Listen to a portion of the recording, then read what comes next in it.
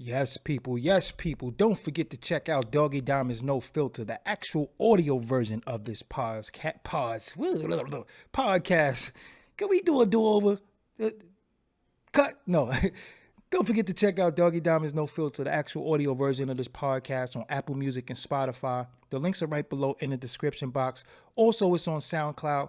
Whatever your favorite podcast format is, it's there. Make sure you go there. Also, for only $100, I promote whatever you need on my social media and my website. That's my Twitter, Facebook, Insta Stories, YouTube community, and my website, www.doggydiamondstv.com. Hit me up on Instagram at Doggy Diamonds for your promo. Serious inquiries only. Must be Cash App ready. Must be Cash App ready. Also, what else do we have? What else promo we need to get up out the way? We need to get some more promo. Okay, where we at? Is it the car? Okay, yeah, these shirts right here, no filter shirts. You got to make sure you get you a no filter shirt. The links are right below in the description box as well. Let's get to it. Yes, y'all. All right, y'all. I need them likes up. I need them shares up. I need everything up because we're going to have some serious dialogue tonight.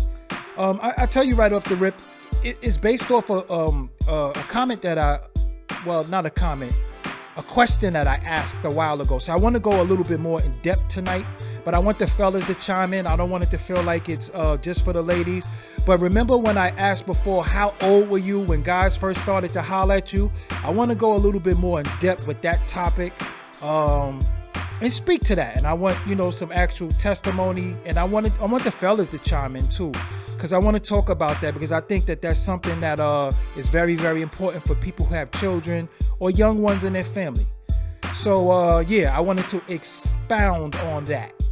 I felt like I just left it as a question, but we didn't really speak to it, So let's go.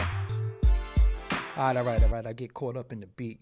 What's up, everybody? I go by the name of Doggy Diamonds. This is Doggy Diamonds TV. You know what I'm here for. You know what I do. I thank everybody for the support. I love all the new subscribers. I appreciate everybody who rocks with me daily, nightly, who watch the playback, who hit the like button. Just anybody who support me, who support me. Is very, very important that you support me, because I need your support, right? And I'm not, I will definitely ask you.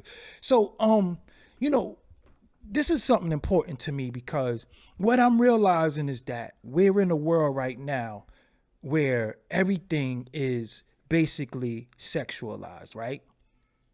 So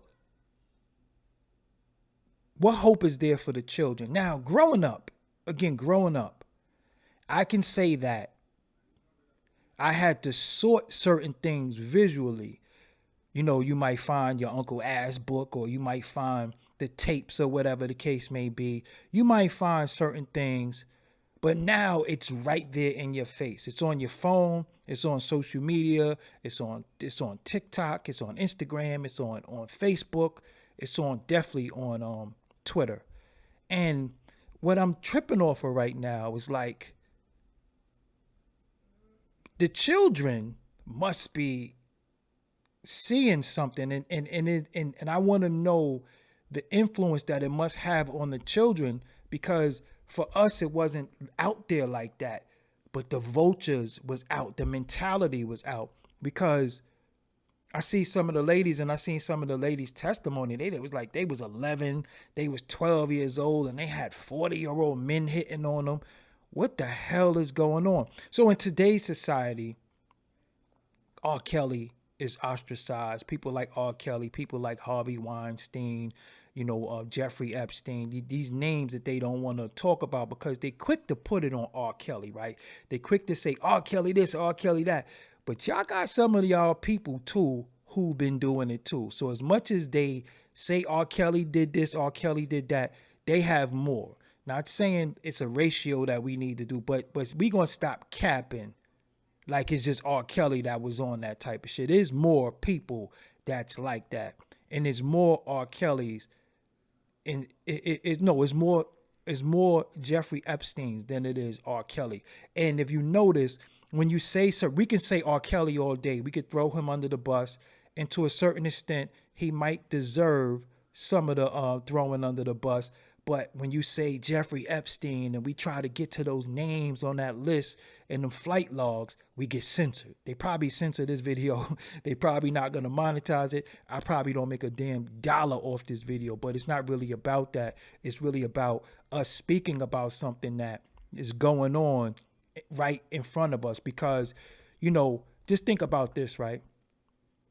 You have an individual like Ice Spice. I don't blame her. But she's a young lady. I don't know her age directly. She's a young lady. And when they make these type of songs, the youth gravitate towards it, right? The youth like these songs. So imagine the kids who seen Ice Spice perform and she bent over and put her hand on her private part so we didn't see it. So if she made a song and she's talking about she's a munch, right? What is a munch to a kid? We know what it is as a grown-up, but now the kids are into the jingle. They're into the song. They're into the dances and all that stuff come with it. And they really shouldn't be listening to that shit, but it's marketed to them. So it's marketed to them, and then she's performing and she bent over. Now me, as a grown-ass man, I'm like, oh shit. But then I'm starting to say, damn, am I supposed to be looking at her though? Is she old enough for me to look at her? Like, of course she's of age, but being my age, should I be looking at somebody that age? Like, what's off limits? What's being pushed to us? What's is this entrapment? You know what I'm saying? That's what I started thinking, like, because I said to a female I was talking to, and she was like, you seen Ice Spice? I was like, yeah, she bent over, and she was like, yeah, but she's a kid though, because to some grown women that of a certain age, and even to me as a grown-ass man, these are kids. And I'm like, but she showed me her ass though. Like, what am I supposed to do? Am I supposed to cover my eyes like a kid when they see am I supposed to cover my eyes like they do like kids supposed to do? So it's like so sexualized that it's like, what's going on? So I wanted to say, like, coming up, unless you were promiscuous, and promiscuity sometimes started, unfortunately, because people were touched, right? Some people being touched made them think that was the way of life. It's their innocence was stolen from them, and then they just became fast, right? We all knew the girl in the hood that was fast. I was scared of them growing up, you know what I'm saying? Because I was like, yo, I don't know what to do. But we all knew the girl in the hood that was fast. We all knew the girl that was giving head in the staircase. And she might think back, man. She might have been like 12 years old. She might have been like 11 years old. And you had grown-ass men doing it. And me as a kid just wanting to play my video games and watch my wrestling, I wasn't really into that. And you were kind of forced to take place in it, and if you didn't take place in it, then something was wrong with you. So the peer pressure to be sexual is high in our community, and that shit is a problem. But now it don't have to be peer pressure, because now it's seen, right? Now it's just seen right on the TV, and we knew the young girls that were fast. Your grandmother, your mother, your auntie told you, don't be around her little fast ass. But what we didn't know, she wasn't fast because she was fast. She was fast because many times she was touched. Her innocence was taken. And sometimes the only way she knew or she thought to show love or get love was being sexual. See, us being kids, we didn't know that. We didn't understand that was the case probably 9 times out of 10 times. Even with us being young men, other guys, we go to hooky parties. Or like I said, I come from a predominantly male family. So my older brother, rest in peace, my older cousin, they always had all these girls around. And then the girl got a little sister. And then I automatically got to mess with the little sister. right? I automatically, oh, you could mess with my little sister. And I used to be like, no, I don't want to mess with your little sister. Like, what that got to do with what I'm trying to do? And then if it's like you said no, now your sexuality come into question. Now you have to prove that you're not this. And you have to be promiscuous to prove something. Just like a lot of you ladies, the first time you might have lost your virginity was to a older guy to prove that you're not a virgin. Because believe it or not, well, it's not even believe it or not. You remember being teased for being a virgin. Whether you was a female or a man, you got teased. You're like, yo, you a virgin? What you know? And then think about it. We like 12, 13 years old thinking we sex experts. Think about what we didn't know, right? Think about what we didn't understand about sex. Think about what we know now that we didn't know then. But we thought we knew. We thought we knew everything about it, but we didn't know anything. So a lot of times you was pressured into doing it. And then when you did it, you felt accomplished. You felt like, yo, I got some last night. Word from who? And then you told all your business. You was like, yeah, and think about psychologically how fucked up that shit was. But it was normalized. And today, now it's normalized because it's all over. So again, I did a show before, and I think it might have went over y'all head. I did the show before. I was like, yo, we are overstimulated, right? So now look at how we carry ourselves, right? Now I'm a grown up, right? So I know how to turn it on and turn it off because I'm disciplined, right? I know how to talk to women, and then I know, all right, I'm watching TV, or I'm talking to women, or I'm working. But for the average individual, you're always stimulated sexually because it's everywhere. It is everywhere now. So now you have to differentiate from, man, that's a little girl. If you 40, 42, 43, 44, 45, you have no business talking to like a 22-year-old. Just me personally, I don't agree with that because, damn, you're old enough to be her damn daddy. But it's a sickness that sometimes people have, the fetish of, oh, I'm going to groom them. I'm going to break them in. I'm going to do all this shit. And then that shit be happening. And then R. Kelly wasn't the only one. Like, I remember being in junior high school and grown ass men pulling up in cars, getting a girl. Because if you old enough to drive, the motherfuckers wasn't 16. They was grown ass men with facial hair. You remember at one point, facial hair just automatically meant you was old. Unless you had some guys who just naturally have facial hair, right? But it was dudes with full grown beards and shit picking up young girls and just, buying them shit, and then even to this day, you'll see some women talk about they need a sugar daddy. Like, do you know what the hell is sugar daddy? They tell me, I want a sugar daddy, but I don't want to give them no sugar. Because it became about monetary things. So now, look at how some of you ladies was being groomed and you didn't even know it. You had dudes, these lights are killing me. Hold on. Time out. These lights are not doing me too good. Thank you. I had to just do that. You had some grown ass men looking to groom you. It's not like, unfortunately, we were forced to marry young because we were bred, right? We were bred. You jump over the broom, you married. That's how they did us. There was no love. It was none of that shit. It was like, you're marrying her because y'all going to make us some bucks. That was it. So look at how you being, like, just think about this, ladies. Some of you was like 11.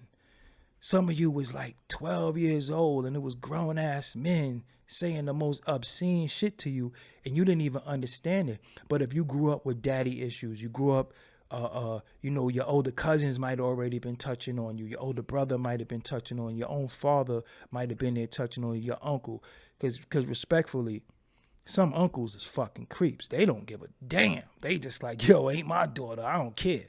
You know what I'm saying? And I'm gonna keep it real with y'all. Dudes who was like that, I always beat them up. Be real. It's not cute. I ain't trying to brag or nothing, but dudes who I seen them prey on like younger girls, I just always was like, yo, nah, you need to get fucked up.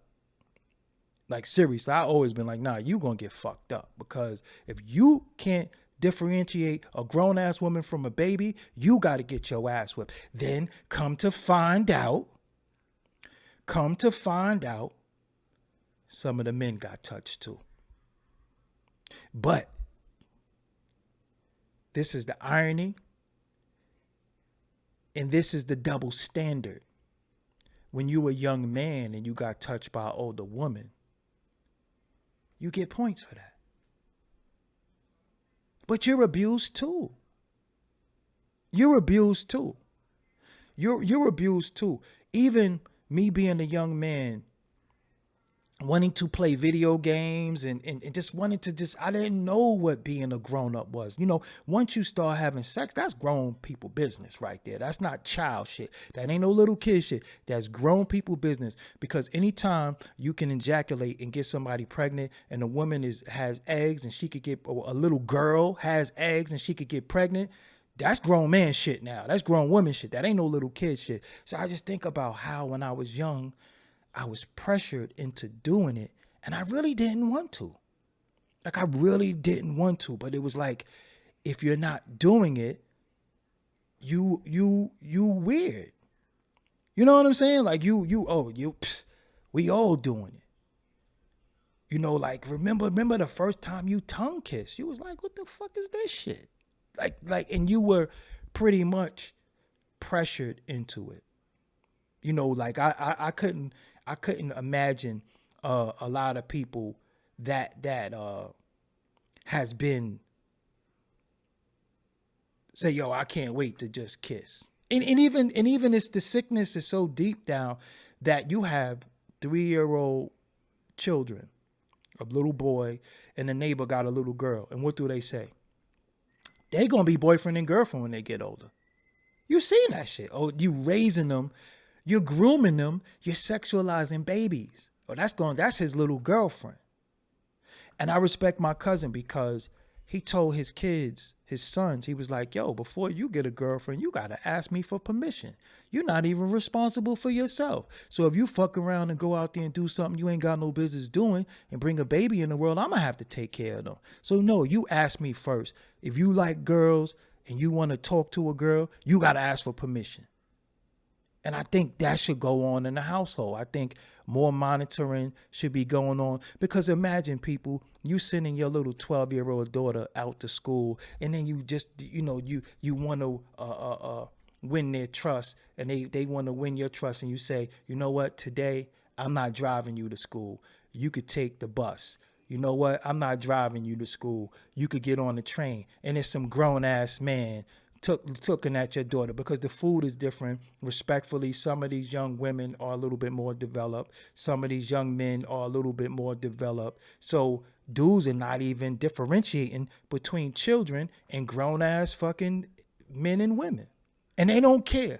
See me, again, I would look at you guys. First of all, you got on the book bag. So I ain't even supposed to be talking to you, right? Some of their hairstyles, but then now you have the parents sending their children outside looking a certain way to where if you got to think about it, it's off limits. That's almost equivalent to saying, yo, is that a man or a chick? If you got to think about it, fam, it ain't no go.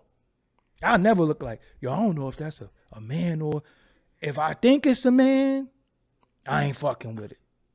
If I got to question it, if I got to look at Adam's apple, no. Your hand's too big. If I got to look at your hands, I'm good. You know what I'm saying? Slide tendencies. Before I violate you, I never simp for R. Kelly, you fucking punk. Maybe you should pay attention to what I'm saying. And my name ain't this dude. My name is Doggie Diamonds. Respect me, respect my platform, dummy. Because I never simp for R. Kelly. Never. So if you pay attention, then you will know what I'm talking about. I ain't simping for nobody. I'm talking about history past, but I'm also talking about the present and the future. So before you go off a thumbnail, before you just talk, no, ain't nobody simping for R. Kelly. Nobody simping for R. Kelly.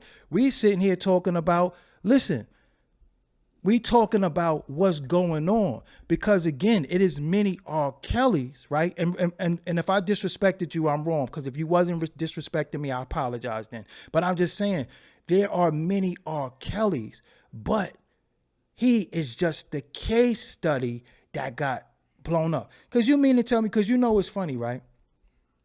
Who was one of the first rappers to do a song with R. Kelly? Who was one of the first rappers that did the song with R. Kelly? It wasn't Jay-Z. It wasn't Jay-Z. It was motherfucking Nas. It was Nas. Street Dreamers remix. So for everybody who was saying, oh, R. Kelly, this, that, and the third, what did you see when you was with him? You understand what I'm saying? What did you see when you was with him? So did everybody see something and turn their head, or was they doing it too? It was Nas, Street Dreamers remix. It was Nas was the first. It wasn't no damn Cassidy. It was Nas, Street Dreamers remix. Nas had on the pink suit too. And that's one of, again, and we can't take away R. Kelly's talent. We can't take away that talent, man. That shit from God. But then we start hearing R. Kelly was touched. So you see the cycle. You see how the touched start touching. And then it's a cycle. And then the touch get touched. And then it just keep going on in the cycle. And then we have us as men. It's again, you get a badge of honor when you 15 and a 19-year-old, 21-year-old gave you head or whatever the case may be. You get a little straps on. I mean, you get stripes on your back, but it ain't nothing to get stripes for. Biggie was not before. Fucking You Tonight was not before Nas Street Dreamers remix. Biggie was not first. Even that sitting reminiscing about when you're shaking the films in the faces in public places for less than that Street Dreamer remix was first. But anyway, now look, ladies, if you may, and y'all could chime in on this, even the homies, even the bros, y'all could chime in on this if you choose to, if you want to be anonymous and just have your not speak on it. But I really want this publicly out there, because if it happened to you, it could happen to others. And I think the only way we could break the cycle is if we stop it. You know what I'm saying? Okay, maybe Biggie was first. Okay, all right. But I thought Street Dreams was first. But I'm going to look it up, though, because I be knowing my hip-hop. But okay. So listen. If you could remember, even the fellas, if you could remember, fellas, because this is a chat, but I really want y'all to leave a comment on the actual video after the fact. 927 views. I love it. What age, and this is for y'all, I'm interviewing y'all. I'm interviewing the chat. What age did you lose your virginity, if you could remember? And what age was the person who took it? Even the fellas, you can answer. Some of you fellas don't be like, I was 16 and she was 10. Just leave that shit to yourself, all right? Because I'm getting you the fuck up out of here. But if you want to, let it be known, because I think it's a cycle that we could break. But the way society is going, the way the music is going, all the stuff is happening, I think we got a hard, tough ass job, and we got an uphill battle. You know what I'm saying? What age were you, and what age was the person? 15 and 17. Okay. We was 16. Okay, I'm looking. Yeah, let me see. But it's deep though, right? Because I'm looking at the ages. Because this is a 2-part question. I'm looking at the ages, right? 13. Damn. Okay. Looking at the ages. Now, what's deep about the ages? I was 6, she was 12. Well, family, you were molested. Unfortunately. 11 and 13. Look at this shit. Now it's getting younger. 13 and 19. 10 and 8. So when you look at these ages, we have to realize something was wrong. Because nobody said, well, maybe I did. Be Happy was before Street Dreamers remix. All right, I can't talk about that. But now look at this. Nobody said I was 25 and she was 24. Nobody was like over 21 in the comments, if I'm not mistaken. Everybody was still minors. Think about it. 16, she was in early 20s. You were molested. Now, let me give you the other part to the question. How old were you? Not when you did it. Not when you did it. How old were you? And you could say any age you like. How old were you when somebody was saying to you, do it. Go ahead and do it. Think about it. How old were you when somebody was saying, go ahead and do it? Whether you somebody was trying to coerce you, that was an adult, or even a friend was trying to tell you to do it. How old were you? Because I remember being like 12 or 13. Like, go ahead. And I was like, I don't know if I'm ready for that. What the fuck am I supposed to do? I don't even know what to do. Look, 4 years old.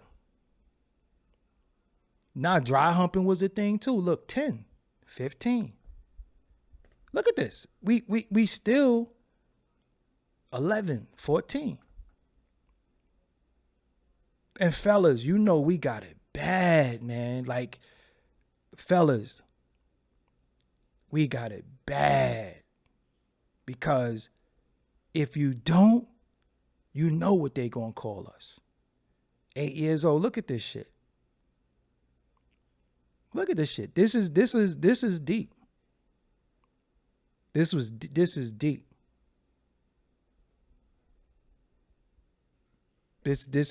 deep. Now, so now look, right? What I'm asking y'all and what I'm trying to convey to y'all, right? If this was happening to us, if this was happening to us as babies, because we were baby when you really think about it. Now you think a 12-year-old is a baby. What do you think is happening to these children now?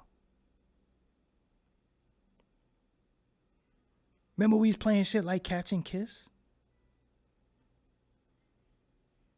Remember we would oh man.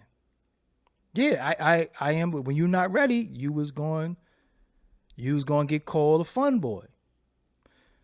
But what do you think is happening to these children now, though? So when we see NBA Youngboy and he's the age he's at and he already got like 8, 9 kids, when do you think he started? Get what I'm saying? But because he has money, it's like, oh, he got the money to take care of them. But that's not normal. That's not normal. But it became normalized in today's society because he has money. Just think about it. I'm sorry to hear that it is what it is. You know, even really quick about molestation. Sadly, family members who been molested, sometimes they'll take on the molestation to protect you. Think about that shit. They'll take on the molestation to protect you. They'll say shit like, no, you don't spend the night. They'll say stuff like, no, don't take a shower there. They know. But they're so broken and they hide what happened to them. But they'll protect you to make sure it don't happen to you. That shit is crazy. Most of the women that I knew were fast as children. Some of them are deceased right now. I started thinking about names, and I started thinking about they're not even alive. Because, again, once somebody steals your innocence, you kind of never get that shit back. But you see how society is so twisted. This is random. But I seen, I think the guy's name is Billy Porter on Sesame Street. What the fuck is that about? No, serious. And I might, be censored for this, or, some people might not even like me saying this shit. But what the fuck is that about? Seriously. They can't find anybody else to do the fucking ABCs, the 1, 2, 3s. What is that about? And when are they going to stop electing people and selecting people that we don't want to fuck with? Okay? Stop putting people before us that we don't give a fuck about. Straight like that. Stop putting people on the shit that we don't want to see. Straight up and down. Fuck that. Because the thing with children, it's not about sexuality when you're dealing with children, because children should never be sexualized. They shouldn't know anything about straight, gay. They shouldn't even know nothing about that. Why are children being sexualized? Now, another thing, y'all beloved woman, y'all beloved lady that y'all love, because y'all were told to love. Y'all were told that she was a queen. Y'all was told that she was elegant. Y'all was told to love her. And nobody gonna say this shit but me, but I have no filter, and I really don't give a fuck. You know what I'm saying? Don't monetize this video. Fuck it. I'll live off of donations and super chats or whatever. Why the fuck was Michelle Obama? Let's just deal with this shit real quick. Michelle Obama, out of all the fucking people that she should be talking to, all the little babies who might be going into junior high school at 9 years old because they're geniuses, because believe it or not, the children that were born during the pandemic shit, they're brilliant, a lot of them. Why the fuck is Michelle Obama talking to Dwayne Wade's son, saying, you're brave, you're the brave one? What the fuck is that conversation about? Why?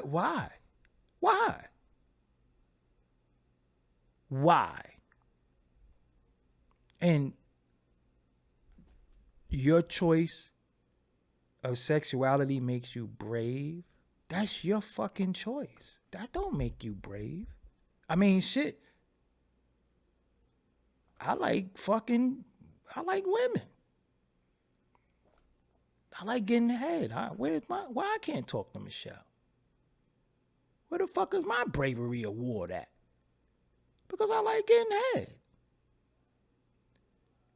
Why? What is the point of that? So again, as black people in this fucking countries, that's why we the laughing stock of the fucking world. That's why nobody thinks they have to fucking respect us. We ain't nothing but rapper, gangster, idiots, drinking, smoking, fucking, fun boys, munch eating, box eating women. That's all we are to the world. That's why nobody gives a fuck about us. That's why when we get gunned down, beat the fuck up, whatever, they don't care. Nobody cares.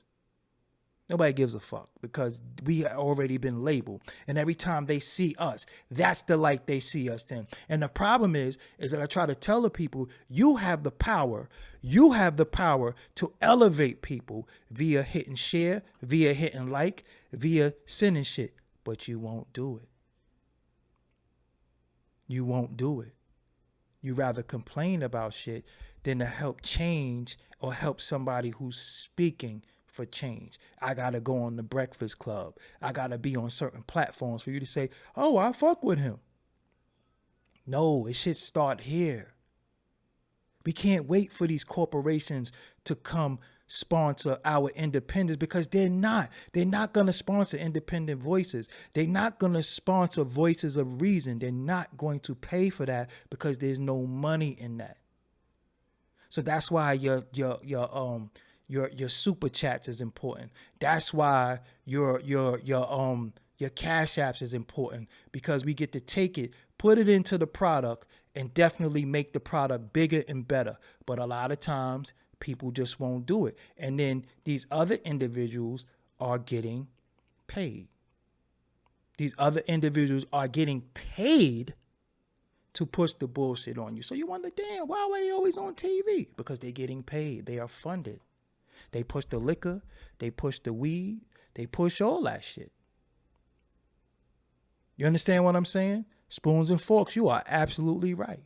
So again, you have to make the choice because they're going to drown some of us out. They're going to get us the fuck up out of here. I already know. So that's why sometimes I can't have this talk. I can't have this talk. But if I said that I was on here and I'm going in on somebody, it'd be 1,500 people in the room, 2,000. You know, and again, it's redundant to say it. It just is what it is. But now they sexualize the children. Just like they did you. And some of us didn't turn out mentally right because of what happened. So what does the future hold? Because look at the future now. What is the future for these babies? Seriously. Half of us, if not half, maybe 80% of us are in counseling or need counseling.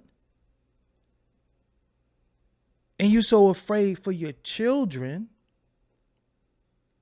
that you are paranoid now. To where sometimes you don't even want your children to be children because you're afraid that some of the shit that happened to you might happen to them. You know, you got a little 12-year-old girl. You got you got an 11-year-old and you looking at them and then they start developing a little bit and you like saying to yourself, damn, I got to protect my baby. In this sick ass world, you know what takes place. Why the fuck do you got to send your children outside and tell them if anybody touch you, you tell me? And you got to tell your baby, don't let nobody touch you there or touch you there. You know what the fuck that must do to them as children? You got to tell your baby, your 3-year-old, 4-year-old, 2-year-old, don't let nobody touch you there or there. You got to tell them that. Because the biggest fear is not even grown-ups doing it, you got other children who's doing it because they are being touched. Who's protecting them? So they're unprotected. So now you got to protect your children from other children, just like us, right? We had to be protected from children and didn't even know it.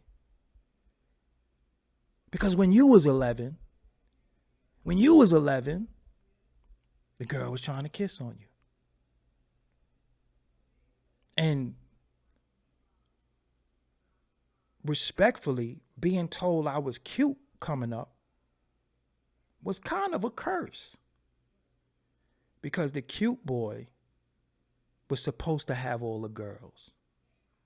The cute boy is supposed to let the girls kiss him because they all like him. And you know what's the one thing? Shout out to, I ain't gonna say their name. I ain't gonna say the family name. I used to get called conceited when I was younger because I didn't like them. And it's not that I didn't like them. They live on Clinton Avenue, though. It was a whole family. It's not that I didn't like them. I didn't know how to. What am I supposed to do? Shit, I'm trying to play Super Mario Brothers. And y'all talking about you conceited, you don't like nobody, and you don't. And I'm like, what the fuck is like? What am I supposed to do? Like, I don't know what to do. Then I used to get called, slow. I used to get called, you slow. Fucking slow. Like, what are you talking about? Like, what? Oh, you don't know what to do? Oh, he don't know how to kiss. Yo, I got teased when I was about 14 because I was dealing with this girl and we never kissed before. And it was bum ass niggas who smoke crack now. Bitch ass niggas who smoke crack right now. That was like, he was going with her. He didn't even get a kiss. And I'm like, now look. Boys in the Hood. How old was they in Boys in the Hood? When he kissed Brandy, when Trey kissed Brandy, what did Ice Cube say while he was drinking beer? Still ain't fucked her yet. And we love that shit. So the point of me doing this whole show, the point of me talking about this is that right now, when you really think about it, what hope is it for these children if many of us are hopeless, right? Just think about it. Everything has been sexualized. Everything. I mean, do we talk anymore? Do we talk about anything anymore? Do we ask how you doing today anymore? Is it just like, yo, I'll hit it? Is that's just all this shit, and we grown. Look how we behave as grown-ups. That shit is passed down. Do you know certain shit is in your DNA as a part of your makeup and how you act? The children are going to act how you act. I mean, look how many mamas is on social media with no clothes on. Look how many fathers is shirtless. Just really think about that. Now, growing up, your pops didn't walk around with no shirt on. I mean, the 70s I wasn't there, but you know, your pops didn't walk around shirtless and shit like that. He might have at the beach, right? The pool. But just looking now, niggas don't wear shirts. Niggas don't wear shirts. So now the little boy can't wait to take his shirt off. And even the little girl don't even understand why I can't have my shirt off. My cousin have his shirt off. And you say, no, you can't do that because you're a girl. Why not? Auntie such and such do it. Really think about it. Auntie such and such do it. Like we was able to differentiate who was the sexual people. We was able to differentiate who was who. You know, having on a bikini, a G-string and all that shit. That shit was for like ass books. Now that shit on the gram. Now that shit on TikTok. Like we never knew what certain women body looked like. We were just like, so when you went to the pool or the beach, you'd be like, damn, I didn't know she was thick like that. Shit. Now, you see everything now. You see everything. So at the end of it all now, what do the children have to look up to? Who are these so-called leaders of the children? And let me tell you something. Oh yeah, it was women walking around, and then that was that 90s shit. Because in the 90s, when the sexual revolution first started, I know, man, I ain't even gonna get into that shit, because I know women who would have sex with their child in the bed with different men or in a stroller. But that's when that shit started, when we're free, you be free with your sexuality, slut walks and all this shit like that. That's when that shit started. Or who are you, the judge? That's when all that shit started. That's when everything just went to shit. But then you got Cardi B that say, oh, my daughter can't listen to my shit because that shit ain't for kids. Well, if it ain't for kids, why is it on the fucking radio at 12 o'clock in the afternoon or 4 o'clock in the afternoon or 3 o'clock in the afternoon when you're picking the kids up from school? So if she tells you it's not for her children, why is it for everybody else's children? Why was Eat the Booty like groceries? Why was that shit on? Groceries mean food shopping. Grocery mean going to get fucking Capri Suns and Twinkies and shit like that for the kids. But this chick was on there talking about you gotta eat the booty like groceries. It's just all fucked up. It's just all fucked up. Listen, I'm trying to say, how do we stop it from happening to them? What happened to us? Or is it just too far gone? Is it out of our hands? Just really think about that. That's what I really wanted to say to you. So if you have children, you shouldn't have to tell your baby, man, your baby. Just think about your little baby. They might be going to daycare. They might be at the sitter. They might go outside, and you got to tell your baby, who might be just learning how to read, don't let nobody touch you here. Don't let nobody touch you there. But then, yeah, Young Miami, Troy Dog, Young Miami, say she like to get pissed on. Sukiana, whatever the fuck her name is. Yeah, I like to get pissed on too. So now we're taking waste and putting it on each other. But when R. Kelly pissed on somebody, the world stopped. It was the end of the world. Oh, he nasty, he's disgusting. Now it's normal. And you got women saying they like to get pissed on. Waste. And it's not hidden though. See, again, it was a point where certain things were hidden. It was hidden. You would hear that on the Playboy channel.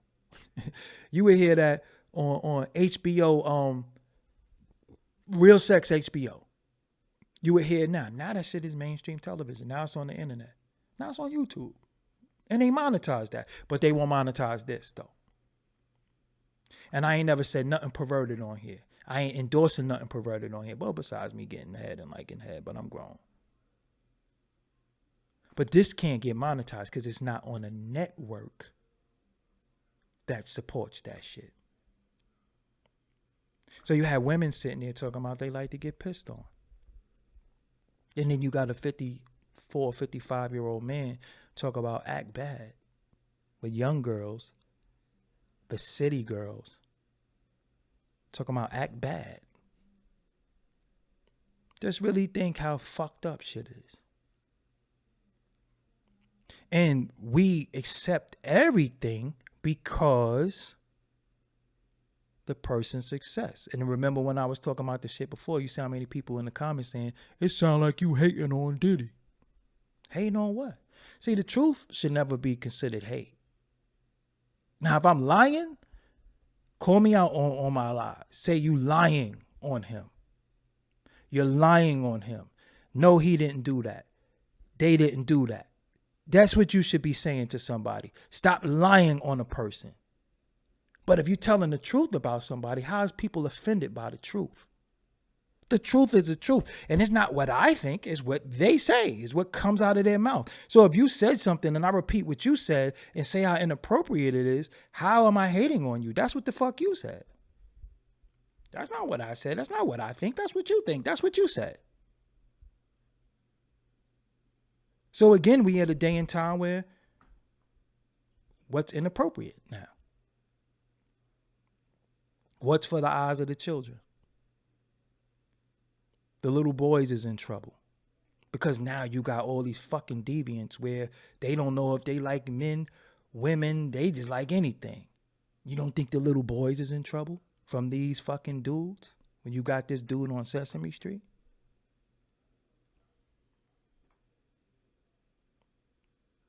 Think about it. For anybody who's been harmed as a child, I really feel for you. I hope you get the counseling that you need. And there's nothing wrong with counseling. Anything that's plaguing you mentally, anything that's bothering you, get counseling, get it by a professional. I'm not going to recommend anybody to you. I'm not going to send you to anybody because I don't know if anybody that I could recommend to you and send you to, I could put you in good hands. So I would say if you have any insurance on the back of your insurance card, all of those, anybody with insurance, and even if you don't have insurance, they have places you can go. But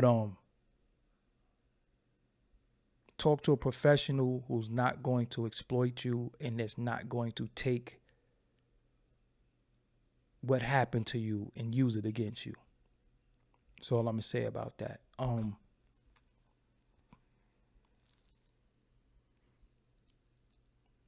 Therapy is cool.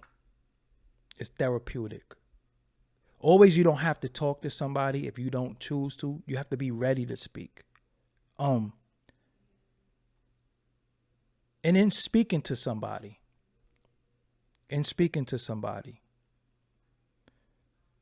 get solutions. And anytime you get a solution that don't feel right, gets a little too personal, it feel like it's counterproductive to the problem, just go somewhere else, go to somebody else.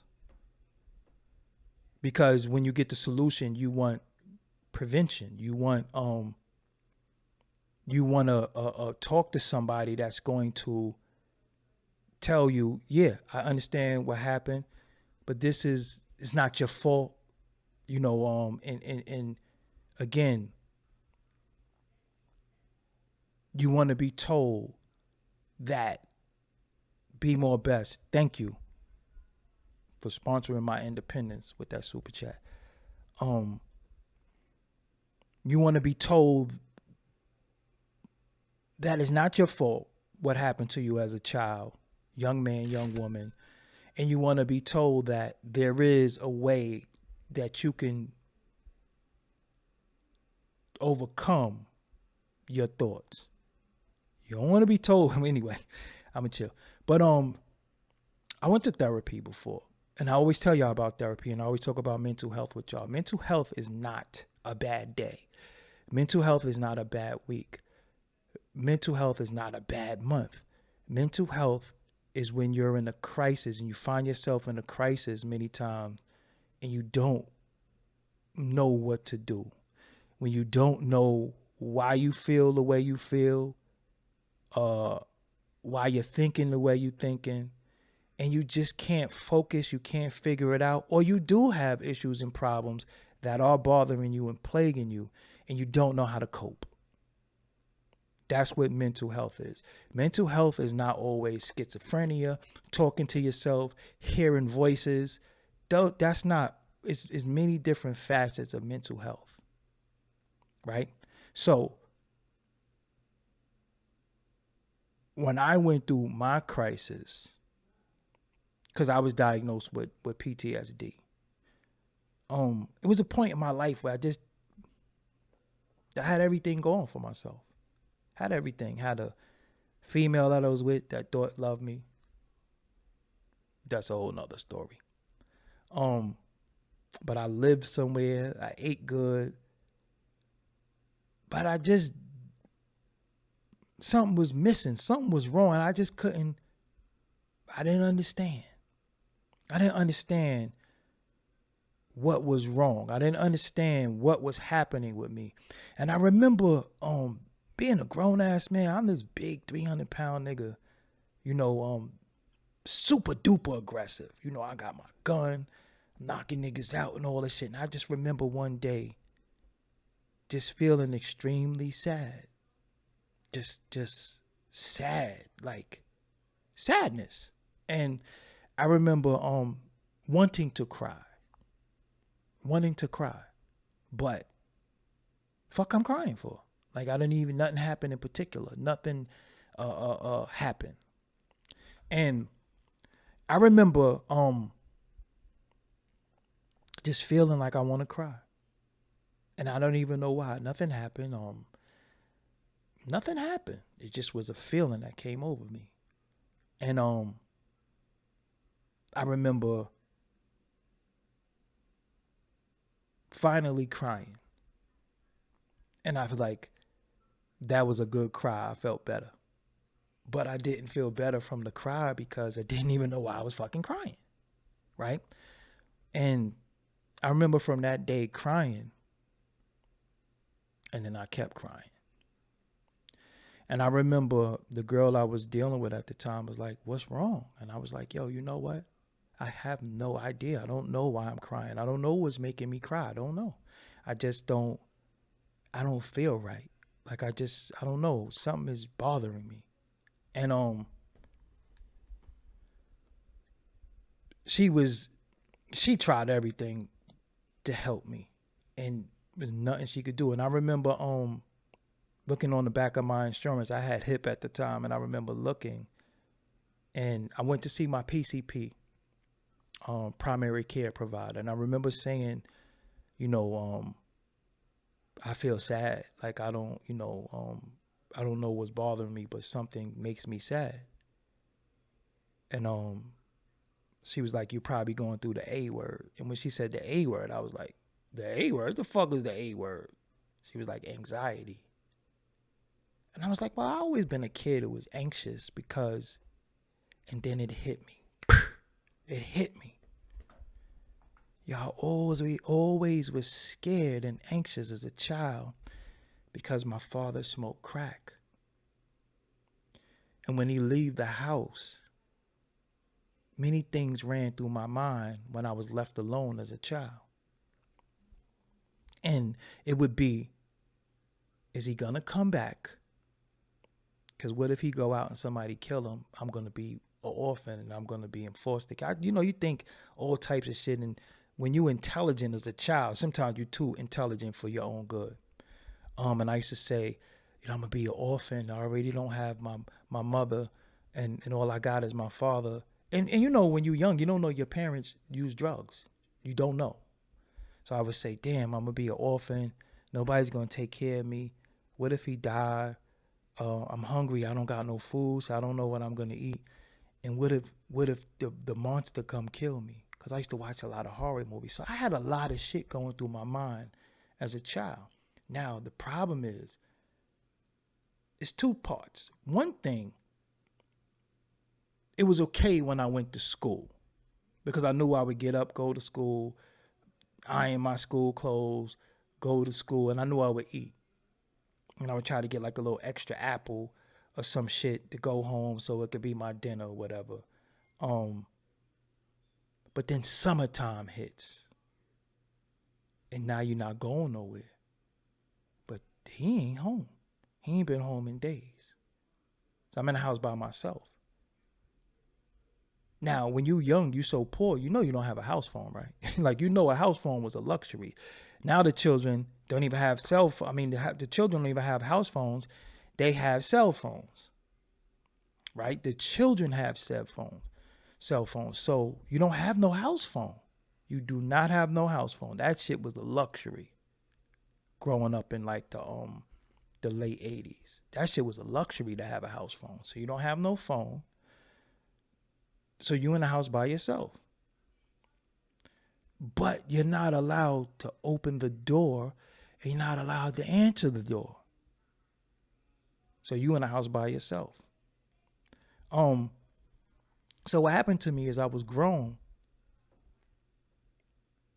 One day I thought about all that shit. And then it hit me. It hit me. And that was it.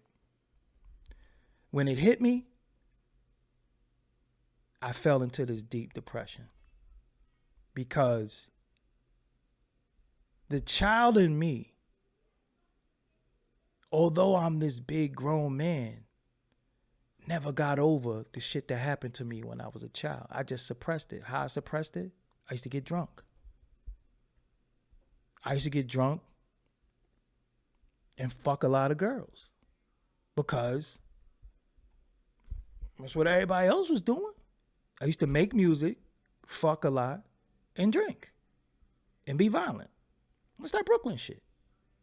You know what I'm saying? Like, that's the normal way. That's how you get over everything. Nothing happened because I'm fucked up. I'm getting ass. I'll fucking beat the shit out of somebody. And I make beats. Hey, that is the remedy. And then one day I said, yo, I don't want to drink no more. Because I didn't know that the alcohol was making me more depressed. So when I drank, two things would happen. I'd be a horny bastard because I'm drunk. Right? I'm drunk, I'm a horny bastard. I'm making beats and then I'm violent at the same time. So my thoughts was able to get out because I would beat people up. I would be drunk. I'd be fucking girls and all that shit. You know what I'm saying? And mind you, I'm like 17. So I'm a kid myself. So this is how we cope. I seen death. I seen my best friend get killed. 17. See my cousin get shot right in front of me. 17. 14. I was 14. My other cousin got shot in the head. My other cousin, Blacko, died twice. So as I start trying not to drink no more because I want to better myself, now I took away the vice and the coping mechanism that I didn't know I was using to cope with the real problem. Now I got to face the problem head on. Now I got a problem. And when it hit me,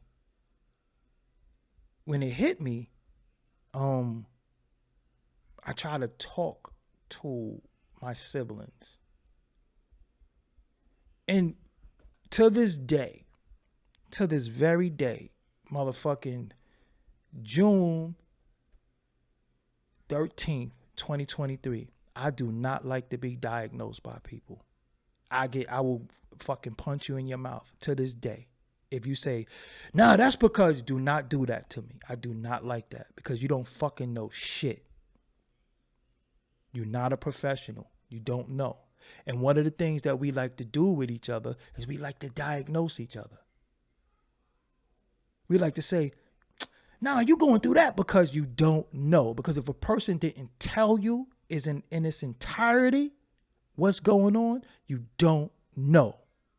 Stop doing that shit to people. If you're not a professional, stop doing that shit and stop taking people trauma and finding a way to use it against them for their money, their sexual perversion, for your sexual perversion, or just to be able to control them.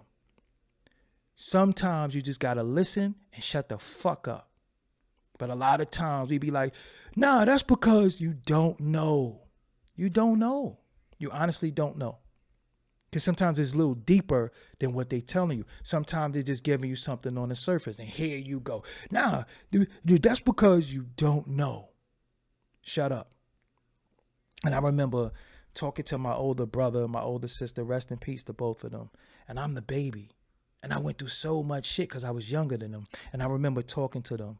And then they started talking amongst each other about me. Instead of talking to me, they started talking about me and they would get back to me. And they was like, oh, he started just going through that shit when he moved. He shouldn't have never moved out that apartment. I'm like, what the fuck does me moving have to do with what's happening? I don't give a fuck where I live. I don't care where I live. I feel like this. And how I did it, what I did, um, I just called for help one day. And I remember looking on the back of my insurance card. And I remember calling and saying, I'm going through something. I don't know what I'm going through, but I'm extremely sad and I need help. And I remember them asking me,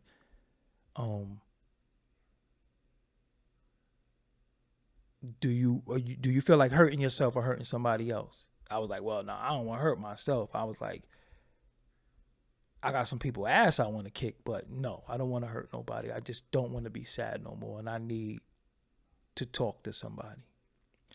And I remember sitting there sometimes by myself, holding in.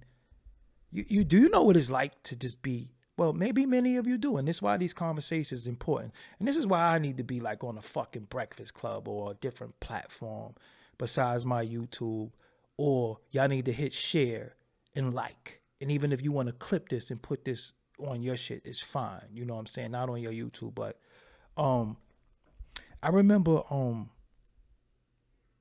I remember fighting, crying. I remember being outside, being with the homies, and everybody laughing and joking, and I want to cry. And just didn't fucking know why. Like, I just really, I just want to cry. Motherfuckers is, yo, and I'm just sitting there like this. And I want to cry. And I remember fighting that shit. And I think sometimes you could see that I wasn't right. You could see that something wasn't right with me because I wasn't myself. It was around the time I used to make music because I gave my life to music. I gave a lot of my mental time to music. I would make beats all day, every day. And then I didn't want to do it no more because all the people I was dealing with was full of shit, basically. That's why when I do music now, it's more for my hobby, my therapeutic purposes, as well as I can put out my music how I want. And I owe that to myself because I spend so much time doing it. I'm really a producer, moonlighting as an interviewer.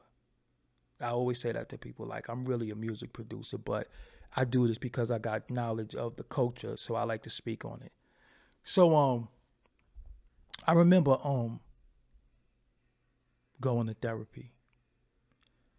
And I remember talking to my therapist. And I remember then I started having anxiety attacks. And if you ever had an anxiety attack, you think you're having a heart attack, but you don't know.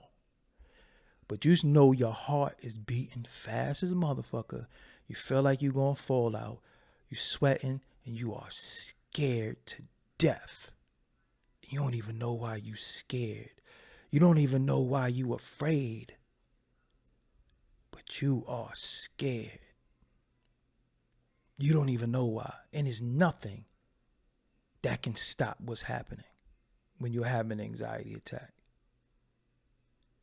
So I remember going to see the psychologist, and they was like, I want you to see the psychiatrist. So the psychologist is somebody you speak to. The psychiatrist is the one that gives you medication.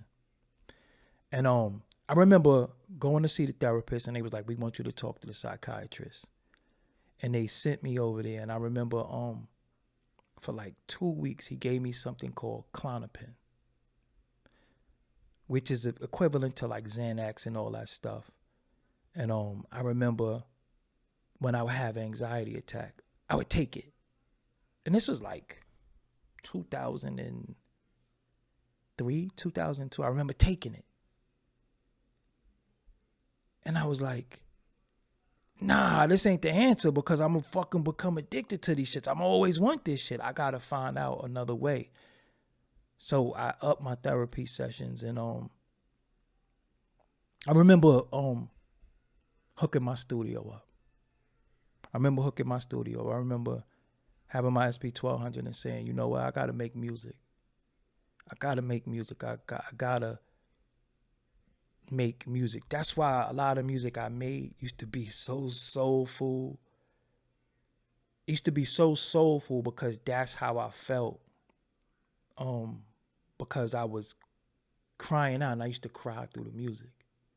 So I used to find samples, not that was depressing, but they would be, very soulful.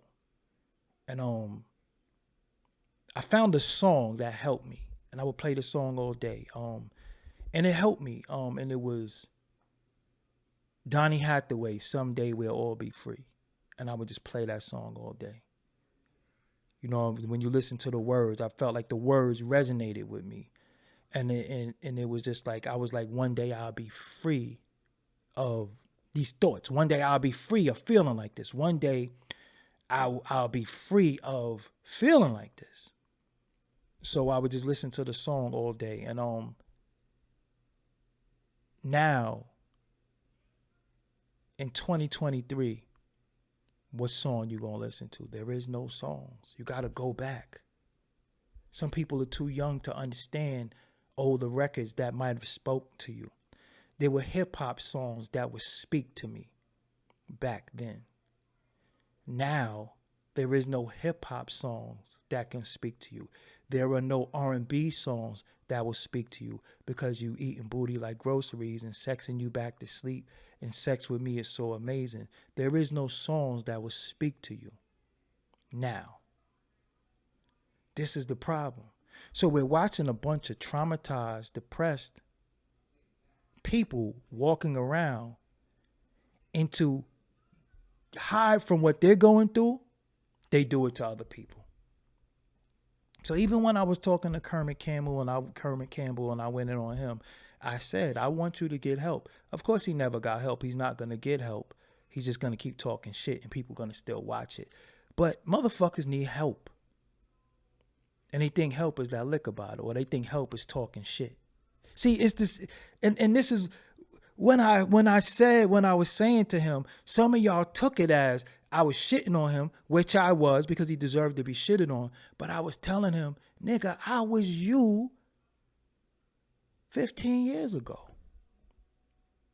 Ultra violent, alcoholic, out of shape, angry, and I didn't know the solution. So all I would do was lash out. But the solution was getting help. And I wasn't above that. And I remember I used to go to my therapist by myself. Fucking nobody don't got to come with me. Yo, where you come? I'm coming from therapy. Niggas be like, I remember niggas saying to me, and see, this is what I'm saying. In our neighborhoods, in our communities, we don't know how to deal with each other. So niggas say, man, you just need some pussy. How the fuck is pussy gonna help me? I might cry on top of this chick. Seriously. Or, yo, I don't want to say this, but you might need a drink. Yo, I was an alcoholic. Nah, but you could drink wine. Nigga, I'm an alcoholic who stopped drinking cold turkey. And you telling me, nah, but you could drink wine. Motherfucker, I know that.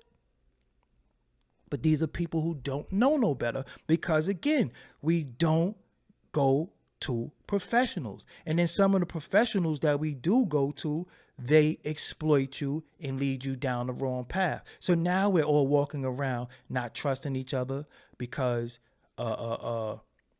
people, you can't trust motherfuckers because people have hidden agendas. So you going to a motherfucker for help and they're staring you over there and you're like, oh shit. You know what I'm saying? So how I conquered it. And every day is still a battle because I deal with a lot of shit, but I ain't nowhere near where I was because, again, I had a defense mechanism. And my defense mechanism was fuck you. You know what I'm saying? My defense mechanism was fuck you. My defense mechanism was, yo, I don't care. And people say, how you don't care? And I used to say, because I can't care. Not that I don't want to, but I can't. I can't care about that because I invest so much into people. I pour so much into people. I don't get nothing back. I care about people more than I cared about myself. And y'all just keep taking my care and saying, fuck my care once I do for you what you think I needed for you. And then what do I have left? I don't even care about me. I care more about you than you cared about me or care about me. And then I'm sitting here by myself. So that was my defense mechanism. Yo, listen, I don't care. Yo, how do you don't care? Because I can't care. I want to, but I can't. Because if I care about you, who the fuck gonna care about me? And that was my defense mechanism for a long time. It hindered my relationship with people. It hindered my friendships with certain people. Some people call me, yo, let me talk. Yo, I can't hear that shit. I can't hear that. Why? Because, I can't hear no depressing shit. You know that person who call you and you know they're on the other line about to tell you the worst news you're going to hear. They're going to tell you the worst news, so you dread their call because you know. But what you don't know is what you're going through. You're slowly becoming an expert in helping people. But who's going to help you? See, who's the psychiatrist? The psychiatrist and the psychologist is listening to all this fucking bugged out shit all day. You don't think they're bugged out? They heard all this fucking bugged out stories. So now I had this defense mechanism up that I let down for thinking I was blocking my blessings, thinking that, yo, nigga, you mean. Because people still call me mean to this day. People that I know for a long time, you're like, you're mean ass. And I'm like, nah, I wasn't mean. It's just that I couldn't care. Like I couldn't do it. I wanted to, but I didn't have the capacity to care, because if I cared, I would really throw myself into you and trying to help you, that I would exhaust everything that I needed for me. For example, if I give you all the books that I have, what the fuck do I have to read? So, what happened was I started letting my guard down. I started letting people in, and I started, fucking with people. I started getting in relationships all over again, because I went through long spells of just being single. I never had a problem getting women in my life, even when I was 300 pounds. So I didn't really care. And I was just like, you know what? I don't have to commit to anybody. I just fuck around, and then I started getting into relationships and shit like that, which then you have to let your guard down because you can't be mean to people. But then you bump into certain relationships with dudes, business relationships. Then you bump into relationships with women. And one of the worst things we do when we meet people, we tell them our past. We tell them some of our traumas. We tell them some of the things that bother us. And then you just train your assassin. Because they know exactly how to get to you. They know exactly how to get you now. They know exactly what to do to you that's going to drive you absolutely insane. They know exactly what to do to you that bothers you the most. Why? Because you trusted them with your information on your life. And you told them, listen, man, this happened to me. And that shit bothers me. And then they end up doing that shit to you. On purpose. On purpose. Because they know, oh, he gonna be fucked up when I do this. So, when you ask me why I don't do certain things no more, why you don't see certain things, because I can't. Because where I'm at in my life, where I'm going in my life, the direction I'm going in my life, it's a certain energy that I need. It's a certain type of people that I need to be around. I need authenticity. I need people to be around people that I know is for my best interest, 1,000%. No hidden agendas, no usury, and the respect gotta be there. 1,000%. See, it's things that go on behind the scenes that y'all not always privy to. That's why I always say, yo, if you see me moving the way I'm moving, if you see me doing something, follow my lead. I'm never going to lead you anywhere that's going to lead to your demise or mine. right? So fuck that. The wall is back up. The wall is back up because this is the house that Doggie Diamonds built. And in 2 months, I got 21,000 new subscribers. In 2 months, 21,000. Since you've been seeing me, and I was already doing this shit, you've been seeing me. And then when I was sharing my platform with others, but since you've been seeing me again, doing what I'm supposed to be doing, caring about me, 21,000 new subscribers, 20 million new views. I always know what I'm doing. Because anytime somebody say fuck me, I say fuck you. And let's see who fuck matter the most. Let's see who fuck matter the most. Because again, I'm the fucking foundation for all this shit. Nobody would be going live or doing all this shit if it wasn't for me. I set the blueprint. I change courses at any given time. I change directions plenty of times. I do different things plenty of times because I got foresight. Hindsight is what happened. I can't control nothing from behind, but I can control what I'm doing in the future. And I already know what I'm doing. I already know what I'm going to eat tomorrow. I know what time I'm going to eat tomorrow. I know what time I'm waking up. I know what time I'm going to shower. I know what time I'm going to go to the gym. I know everything tomorrow. And that has nothing to do with anybody else. That has something to do with me. It's what I'm doing. Because I know what I'm doing. I got my shit sorted out. And the minute I'm in a situation where I feel like my life is in disarray and people playing with my fucking life, no, fuck you. That go for anybody. Like I said, I'm the captain of the ship. I'll throw anybody overboard if you don't fucking respect the ship. That go for anybody. Men, women, homies. You know how many people mad at me because I so-called don't fuck with them and then they try to say they don't fuck with me? Come on, man.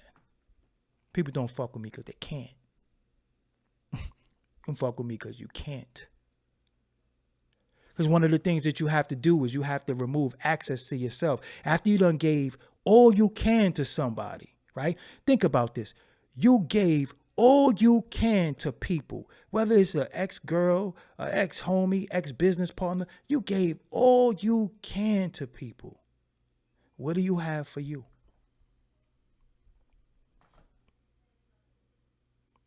And as long as you give, they're going to take.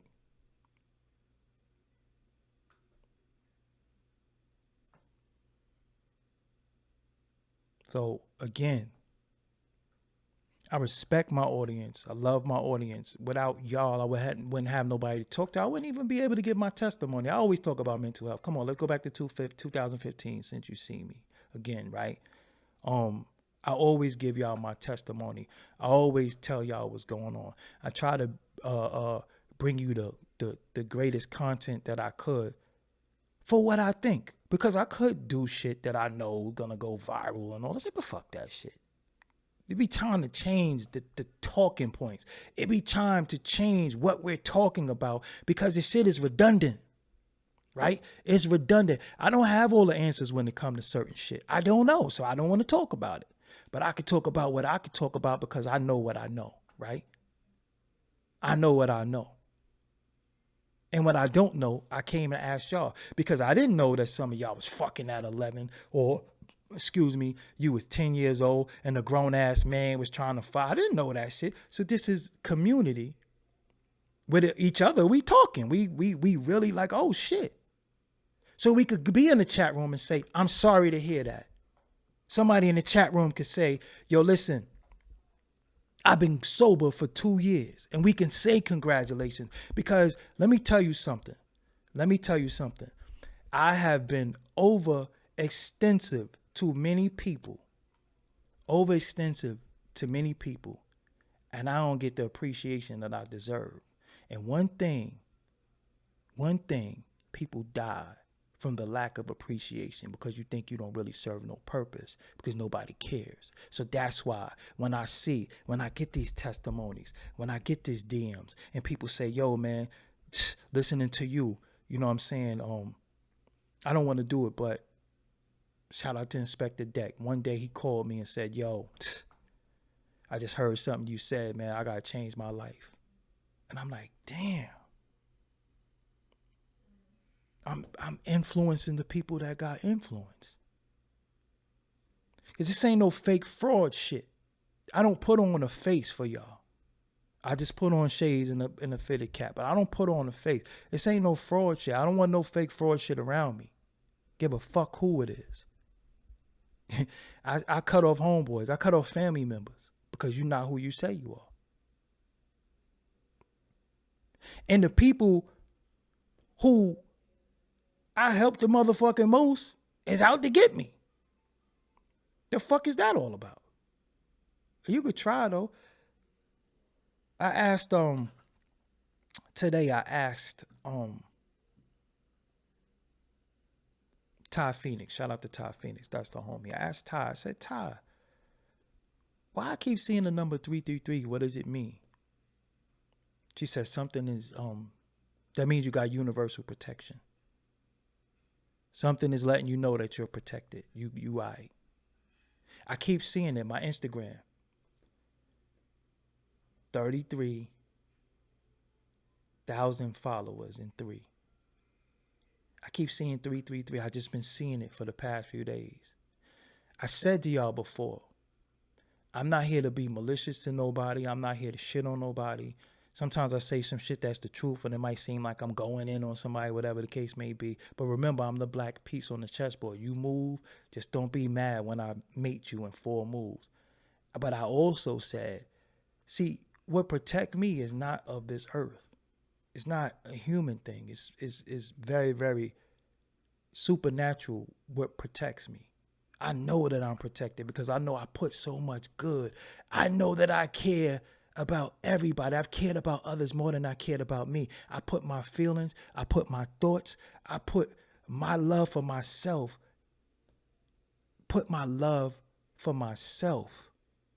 to the back to show love to other people, and it wasn't even worth it. And they don't give a fuck. It's people, it's mouths I fed that don't even speak to me. And you know what's funny about it? Going back to years ago, everybody tried to spin the block on me. Everybody tried to, yo, this, that, and the third. And I'd be like, nah, I don't trust you no more. I don't trust you. I can't trust you. Because I tell everybody, yo, you really hurt me. And you never going to get that opportunity again. Never. I've never given nobody an opportunity to do some shit to me twice. Because then I'm going to be in prison. And people are they know what the fuck they doing. People know what they doing. And again, they use you against you. They use you against you. So going back to the above topic, the point that I'm making about the above topic, because I want to go over there before I get out of here. There has to be a way that we have to protect the children and not have them go through what we went through. Whether it's drug abuse, because let's be real. Some of these motherfuckers don't smoke crack, but they pop pills and smoke weed all day. It's really no different. It's still drugs. You still an addict. You still an alcoholic. When your parents drank, unless they was an alcoholic, they might have got nice on Fridays. Saturday night, they got nice. Now you got niggas and chicks drinking Wednesday afternoon and know they got to pick their babies up from school. And they already high. They already drank a pint. Y'all addicts. But the minute I say something about addiction, no, come on, weed is from the earth. Yeah, it could be from the earth, but what happened to you doing it at your leisure? You got them babies? How the fuck you gonna be responsible high and drunk? You know I don't talk to drunk people, right? I don't even converse with them. Motherfuckers be drunk, I'll be like, yo, don't talk to me. Why? Because you drunk. You sound a little inebriated. So I know I don't have time to fucking decipher that mumble shit or your emotional shit or whatever you might be going through because you drunk. When you sober, talk to me. But other than that, I'm good. I'm good. I don't want to talk to no drunk person. I don't want to talk to no high motherfucker and you start sounding like Oswald Bates or the fucking smart gremlin. You got motherfuckers who's hungry. You see these niggas be smoking? You be wondering why, damn, how the fuck he's so skinny? They don't even eat. They don't even eat. They rather drink and smoke than eat. That's where we at. And they got them babies, they getting high in front of them babies. So what's the difference between you smoking all types of shit in front of your babies and your daddy or mommy or uncle or aunt smoking crack in front of you back in the days? It still psychologically affected you. You don't think that's going to affect your children? You don't think your kids going to be sitting there because they watch you. They see your lips turning black as fuck. They see your teeth different colors out of nowhere. And you telling your child to brush your teeth. Go brush your teeth. And you don't even brush yours. Telling your baby you got to get in the tub. And they never even seen you get in the fucking tub. Make it make sense. So everybody for the future, but look what you doing. Look who's coming up behind you. Look at the babies behind you. Because all the children are your children. I keep telling people that shit. When you see a child that might be in need, just do what you could do. I was in the supermarket the other day and this woman came in and she wanted some cases of milk for her baby. And she had WIC, and the WIC didn't cover the cases of milk. And I'm like, she didn't have the money. And she left. And I was like, why did she leave? Oh, because it cost this. And she was using WIC and she ain't had the money. I'm like, I would have bought it. That's for her baby? I said, go get her. I'm buying that shit. That's for her baby? Nah. Not while I'm standing here. Ain't no baby going to not have a formula while I'm standing here. No. And we couldn't find her. And that shit, I thought about that shit all night. I think I didn't even go live that night because I was like, damn, man, I wonder if that baby hungry. But that's how I think. I take on burdens like that. I'm sitting there like, damn. I hope I see her again. I hope I run into her again. Because she left. Because she didn't have the money for the baby. So a lot of times I'm telling y'all give me donations and shit. You donating to a community. Because you don't see me showing up with jewelry and watches and all this fancy shit. You donate to a community. Remember when I told you them babies was on the side of the road and they were needed their cheerleading suit? Get the mother hit me and said, yo, thanks. I don't know what you did, but we got all the money we needed. The little girls got their suits. You see with my other homegirl, Niecy, her GoFundMe, she need a heart transplant and a kidney. Y'all doing what y'all got to do. So it's not even about giving to me because at the end of the day, how do we help the community? Because we give these charlatan motherfuckers shit. We got motherfuckers on here talking about give me a cash app and they never did shit. So a lot of times when you give me money, I turn around and give that shit to somebody else because it's not about me.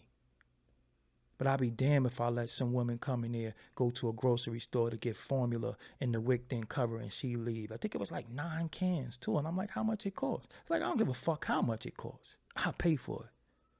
They could have told me $1,000. I would have went to the bank and found a way to make sure that baby had that formula. Because how I'm going to fucking sit here knowing that I'm blessed. I ate today. I'm going to eat tomorrow. I live somewhere. I drive good. I live good. But then it's the baby somewhere that don't have their formula. Nah, that just fuck with me. And I'm just like, And I cared so much, and I care so much about people. That's the shit that fucks with me. So sometimes I can't care. But when it comes to children, I'm sorry. I'm sorry. My little niece just called me just now. Said, Uncle, could you buy me? I said, listen, baby, whatever you want, you know your uncle gonna buy it for you. You already know. Whatever you want. Because you a good baby, you could read, you're respectful. I wish your tooth would come back, but you know, I've been, you know, I for the most part, y'all turned my life around. Like, shit, I used to sleep on the floor. I used to sleep on paper on the floor. So I don't gotta live like that no more. I got a nice bed. You know what I'm saying? I got fucking food. I'm good. So if I could take the little bit that I have, and just give it, and take the little bit that y'all give me, or the lot of it, because I can't minimize what you can do for me or what you do for me. But if I could take what's being done for me and still make sure others is straight, these niggas be millionaires and billionaires and going about. That's why when I see niggas like Busta Rhymes with them chains and all that shit, I'm like, that shit cool. Do what you do, man. But come on, man.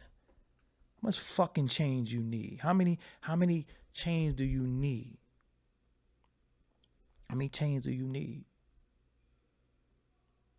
But you know them with that, 5% of jargon. Feed the babies and all that shit. Yeah, okay. It always go forward.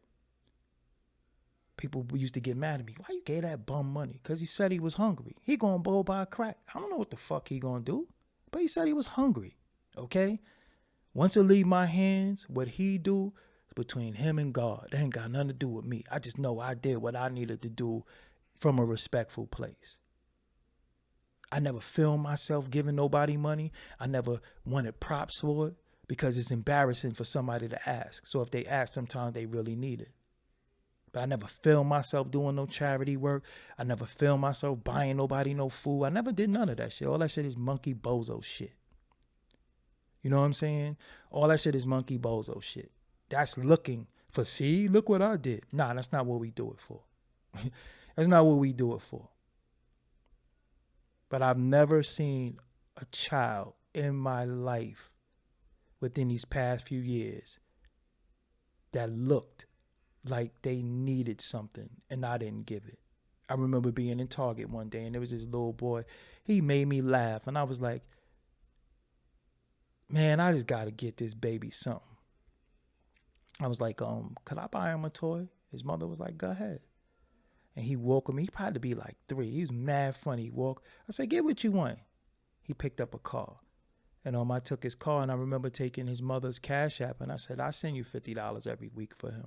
Because for the most part, when I looked at him, and if she's looking at me, I'm not trying to offend you. But for the most part, he looked like he needed assistance. He looked like he needed help. And I was like, I send you $50 every week for him. That's my godson now. Because again, I'm good.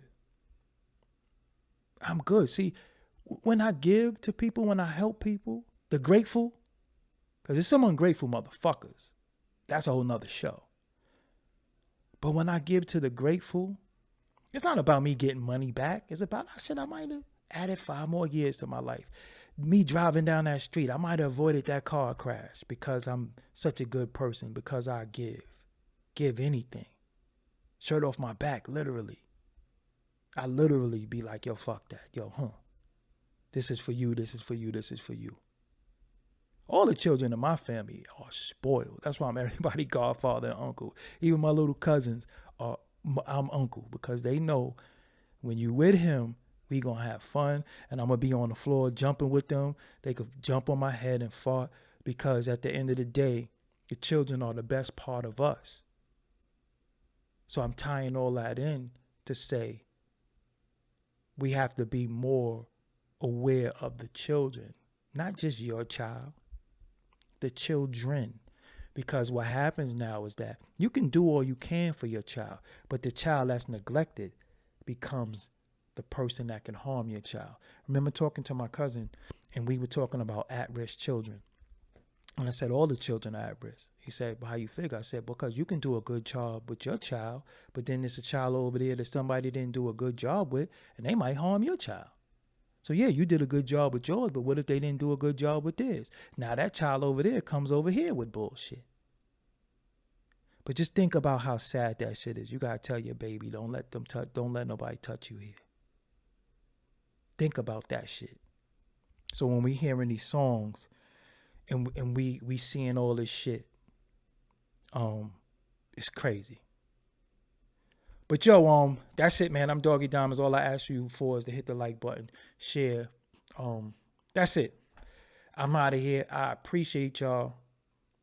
I'm tired. I worked out today like crazy. I'm tired. I walk 4 to 6 miles every day, so I'm tired, but I'm feeling a little refreshed. It's very therapeutic for me to walk. People ask me why I work out so much or why I do shit, because I do have a bit of anger issues, and sometimes I just go do things that could take my mind off a bunch of shit because people fuck with me. You know what I'm saying? But it ain't working. Let's tell all y'all, it ain't working. It ain't gonna work. I don't pay you no motherfucking attention. All of you. I be blocking and deleting people out of my fucking social media and out of my life. You're not going to play with me 10 times. You're not going to play with me 20 times. You're going to play one time, and then when I realize you playing, you played yourself because you the fuck out of here. Seriously. I don't give a fuck what our past was. I don't give a fuck what we did because you don't care. What they say, it's cool when they do it. So, back on my bullshit. And it ain't even bullshit. I told you, it's my defense mechanism. Because I know what it is with people. I know what it is with people. Just look at them. Just look at them. Look at the people. Just look at them. People, listen, people mad at me for what they did to me. And then to make up a reason why we don't fuck around with each other. Tell the truth. Before I do. The Beef and Broccoli Show will be here every Thursday at 8 p.m. Make sure you tune in Thursday at 8 p.m. Set your timers. I'm out. Tiptoe.